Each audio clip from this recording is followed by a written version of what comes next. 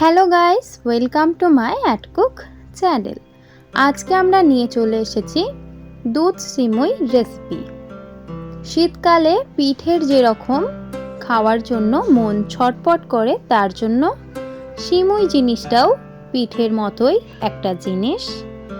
এই সিমুই রেসিপিটা খুবই সহজ অ্যান্ড সিম্পলভাবে আমি আপনাদেরকে 2 থেকে 3টে উপকরণ দিয়ে বানিয়ে দেখাবো। দেখে নেওয়া যাক এই রেসিপি। সর্বপ্রথম এখানে আমি 250 গ্রাম নিয়েছি এরকম সরু সিমুই। সিমুইয়ের কিন্তু অনেক রকম কোয়ালিটি পাওয়া যায়। সিমুই অনেক রকম মোটা হয়, অনেকটা একটু সরু হয়, অনেকটা সরু। এটা আমি সবথেকে সরু সিমুইটা নিয়েছি। দেখুন, ক্যামেরাতে আমি জুম করে আপনাদের দেখাচ্ছি। এই সিমুইটা আমাদের দুধ দিয়ে বানিয়ে ফেলবো। বানিয়ে নেওয়ার জন্য এখানে আমি একটা কড়া বসিয়ে দিয়েছি। কড়াইয়ের মধ্যে দিয়ে দিচ্ছি অল্প একটু 1 চা চামচ ঘি। ঘিটা দিয়ে দেওয়ার পর কড়াইয়ের চারিদিকটা আমি ঘিটাকে লাগিয়ে দিচ্ছি। ঘিটা পুরোপুরি গলে আসার পর ঘিয়ের যখন একটা সুগন্ধ বেরিয়ে আসবে, সেই পর্যায়ে আমি সিমুইগুলোকে এই ঘিয়ের মধ্যে ভাজার জন্য পুরোপুরি সিমুইটা দিয়ে দিচ্ছি। অনবরত নাড়াচাড়া করে সিমুইয়ের এবার লালচে রং আসা অবধি আমরা নাড়াচাড়া করে সিমুইটাকে ঘিয়ের মধ্যে ভেজে নেব। সিমুই বানানোর মধ্যে সবথেকে এই কাজটা আমাদের মাথায় রাখতে হবে যে সিমুইটা ভেজে নেওয়াটা সঠিক পরিমাণে হতে হবে। ভালোভাবে এখানে 2 থেকে 3 মিনিট নাড়াচাড়া করে ভেজে নিয়েছি।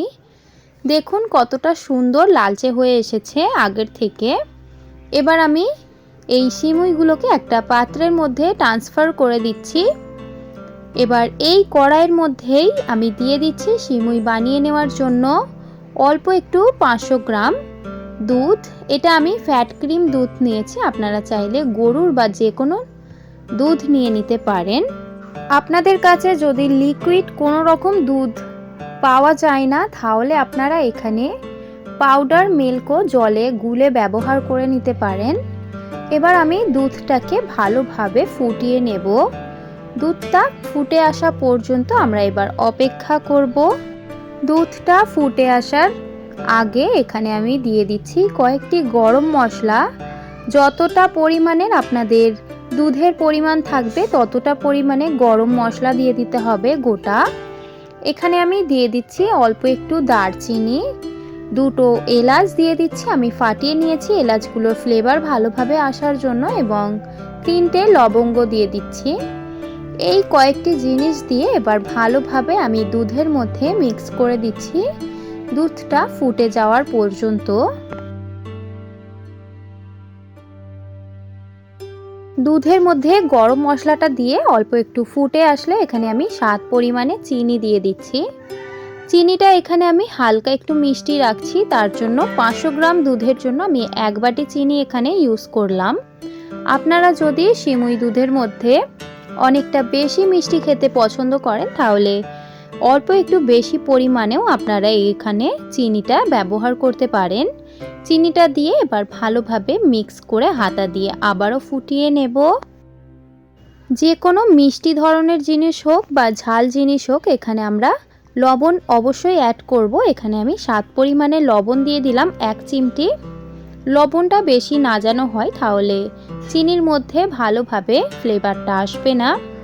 লবণ দিয়ে এবার আমাদের এই মিল্ক দুধটা পুরোপুরি ভালোভাবে রেডি হয়ে গেছে। এবার আমরা দিয়ে দেব এর মধ্যে ভেজে রাখা ঘিয়ের মধ্যে সিমুইগুলো ভালোভাবে নাড়াচাড়া করে মিক্স করে দিয়ে আমি ঢাকা দিয়ে ফুটতে দিয়ে দেব। যেহেতু আমার যে পাত্রের মধ্যে দুধের পরিমাণটা কম আছে, তাই ঢাকা দিলে উতলে যাবে না, তার জন্য এখানে আমি ঢাকা দিয়ে ফোটাচ্ছি।